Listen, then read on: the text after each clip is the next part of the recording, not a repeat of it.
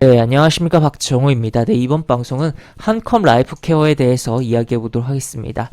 영상 하단에 좋아요 한 번씩 눌러주시고 이야기 시작해 보도록 하겠습니다.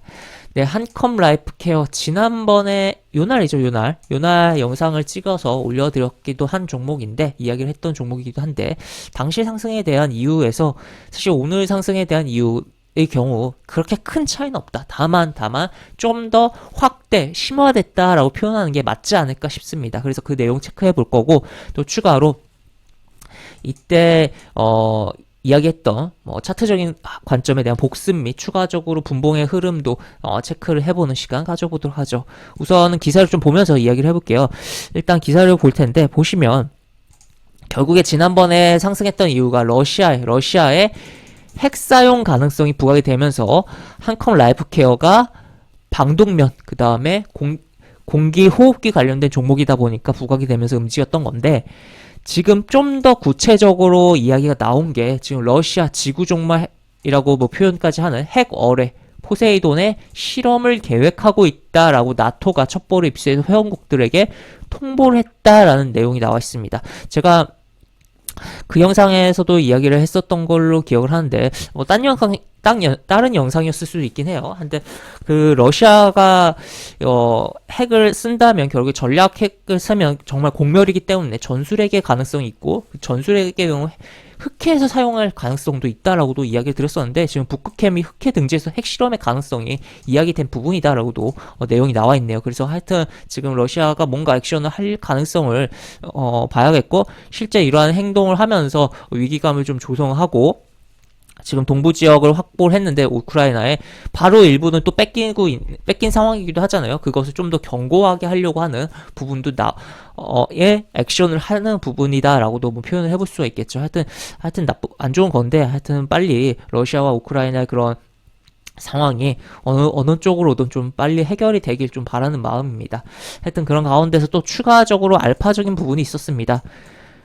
네, 오늘 하도 이 북한이 미사일 쏴대니까 우리는 좀 그냥 또 쐈나 보다. 그리고 뭐 표현을 이렇게도 하죠. 뭐 우리나라 뭐 기념일이거나 그럴 때 북한이 미사일 쏘면 축복 쐈다라고 약간 표현도 재미나게 돌려서 하기도 하는데 이러한 부분이 또 발생했습니다. 이 북한이 오늘 장전에 오전에 또 미사일을 발사했는데 그게 단거리가 아니에요. 단거리가 아니라 중거리 탄도미사일을 발사했다라고 볼 수 있겠고, 일본 열도를 이렇게 열도를 넘어갔는데, 그게 지금 5년 만에 처음이라고 합니다. 그러니까 5년 전에도 한번 그런 짓을 했었는데, 5년 만에 처음으로 일본 열도를 넘기면서, 태평양을 날아가는 중거리 탄도미사일을 발사했다라고 볼 수 있겠고, 당연히 머리 위로 이 미사일 이렇게 지나가는데, 당연히 일본의 상황은 굉장히 황당하고 열받고 지금 민감할 수밖에 없는 뭐 그러한 상황이다라고도 볼 수 있겠죠. 그리고 심지어 이런 기사도 나왔어요. 요격 곤란 우려에 대한 부분도 있다. 지금 궤도가 변칙적이어서 요격을 할 수 없다라는 이야기까지 나오면서 이거 너무 위협되는 거 아니냐라는 그런 의견들도 있고 일본 내에서는 지금 우리나라의 방산 수출에 부러움을 표하면서 지금 방산업을 키우려고 하는 부분도 있고 그런 국방비를 증액하려고 하는 부분도 있다라고도 볼 수 있겠는데 하여튼 이러한 액션 그리고 또 추가로 국방부 장관이 국감에서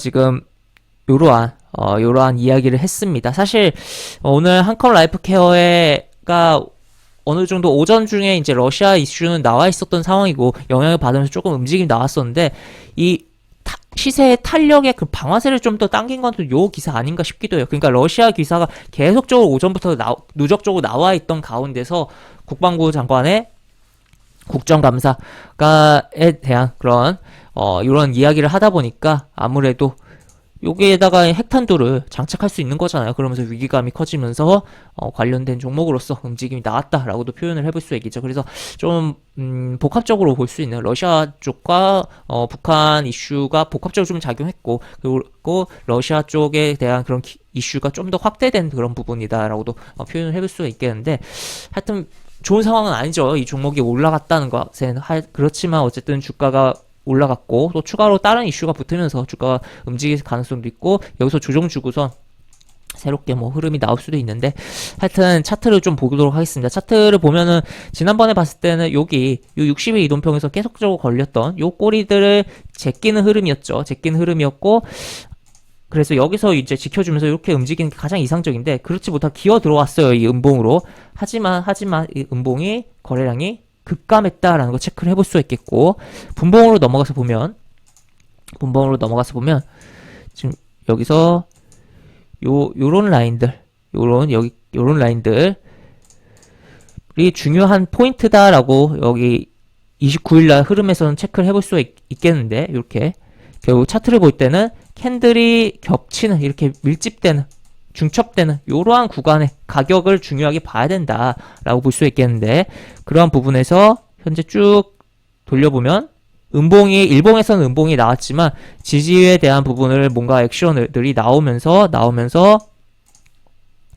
조정을 거치고 여기서 이렇게 빵 하면서 움직임이 나왔다라고 볼 수가 있겠습니다. 그래서 일봉상에서는 음봉이 사실 거래량이 확실히 줄었기 때문에 뭐 그렇게 안 좋은 음봉이 아니다라고도 표현을 해볼 수가 있겠지만, 이 종가 밑으로 들어왔기 때문에 영 좀 찜찜할 수도 쓸 수 있겠지만 분봉에서의 흐름만큼 굉장히 좋았다라는 거죠. 그래서 좋은 음봉이었다라고 볼 수 있겠고, 어떻게 보면 이런 캔들에서 조금 뭐 종가로 매수할 수도 있었겠고, 또 실제로 요 이제 종가 관심 종목으로 제가 운영하는 일부 카톡방에는 언급을 해드리기도 했었는데 특별한 흐름이 없이 움직임이 나왔었습니다만, 다시 한 번 더 살 기회를 주고서 어떻게 보면 움직임이 나왔다, 아니면 여기서 물량을 더 많이 실어서 들어갈 수 있는 그런 기회를 주면서 움직임이 나왔다라고도 볼 수 있겠죠.